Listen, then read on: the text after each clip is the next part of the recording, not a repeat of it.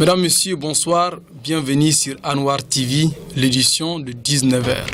Le président Ibeka a été victime d'un malaise hier soir à Marrakech. Il participait au sommet de la COP22. Son homologue Mohamed VI lui a rendu visite. Selon le roi chérifien, le président Ibeka se porte bien. Dans un communiqué signé la cellule de communication de la République du Mali, le chef de l'État souffre d'un malaise vagal dû à ses nombreux déplacements.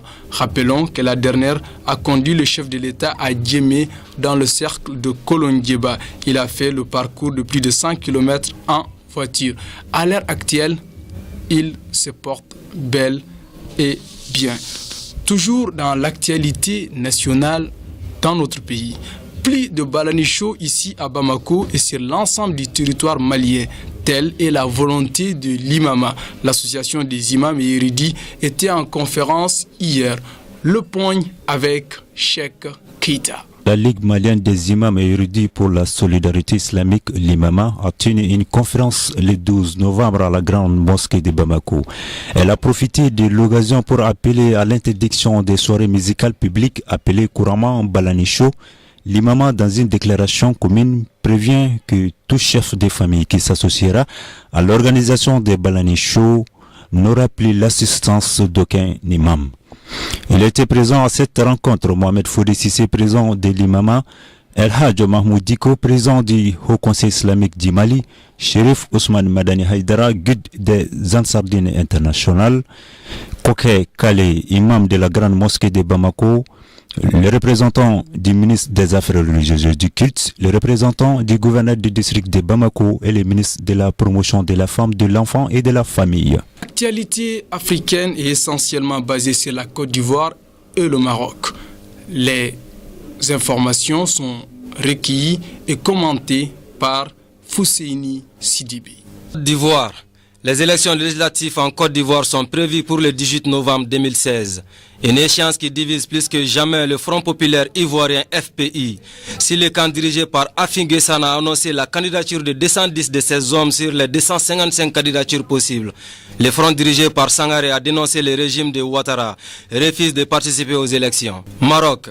Le roi Mohamed VI a profité de la COP22 qui se tient à Marrakech pour inviter ses homologues à un sommet entre chefs d'État africains.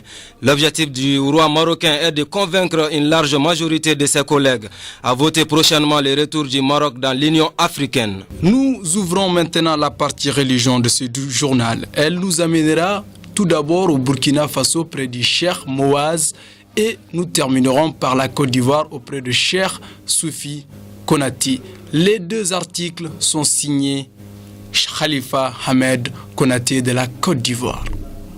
Cheikh Soufi Mouaz a reçu le 12 novembre au Burkina un prix pour ses actions entreprises dans le cadre de la paix, de réconciliation, de la cohésion sociale.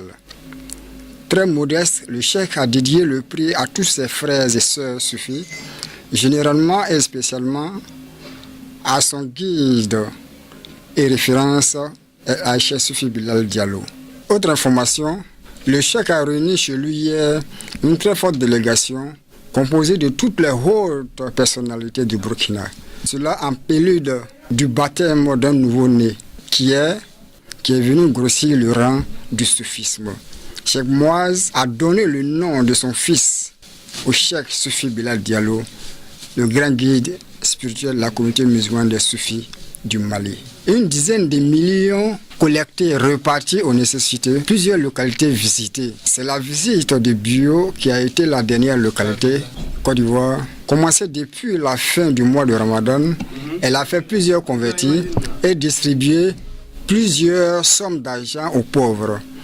Mesdames, Messieurs, c'est sur cette information hors de notre continent et sur cette heureuse nouvelle qui nous est parvenue du Burkina, qui nous vient de Cheikh Mouaz, qui a décidé de donner le nom de son dernier garçon au très vénéré et grand cheikh des soufis du Mali et du monde entier, Cheikh Soufi Bilal.